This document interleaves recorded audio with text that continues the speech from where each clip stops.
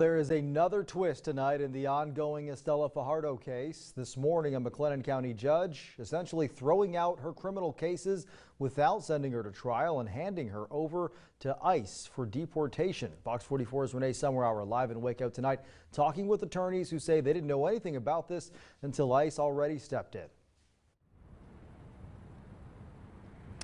Yeah, that's right, Robert. And as we previously reported, a court case was already set for Estella Fajardo come this Tuesday, but last week it was postponed.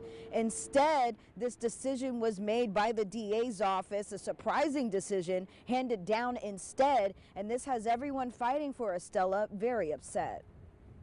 Community activists and Estella Fajardo's attorneys blindsided by today's decision by the McLennan County DA's office. Estella essentially has been robbed of her day in court. She's been waiting for 3 years pre-trial. This morning, Judge Strother granted a personal recognizance bond by the DA's office, throwing out Estella's criminal cases without going to trial, and handed her over to ICE for deportation. To me, it's unconscionable. I've been practicing law 24 years. I've tried many cases. This was not a strong case for the state. Waco attorney Gerald Villarreal says this was a cop-out by the DA. You have people going to the jail, talking to my client without me knowing about it, trying to get her to sign an application for a PR bond, and when she wouldn't do it, then we have a DA, the assistant DA, that shows up over there and presents it to Judge Strother, and he signs it. Estella's immigration attorney says she is now in South Texas at a facility going through the asylum process to buy time. They were hopeful that her criminal case would be wrapped up in the coming weeks and that she would be going home for Christmas, hopefully.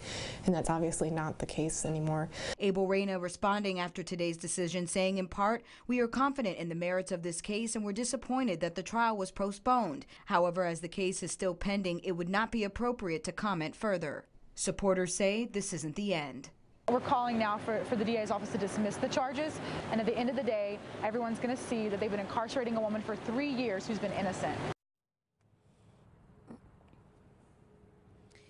Now, later on tonight at 9:30, we speak to Estella's immigration attorney. She tells us why this should matter to everyone, and that is because one of the big topics this year is immigration reform. Again, coming up at 9, she talks about why we desperately need a new immigration reform bill. Live in Waco, Renee Summerhour, Fox 44 News. All right, Renee, we'll see you in a half.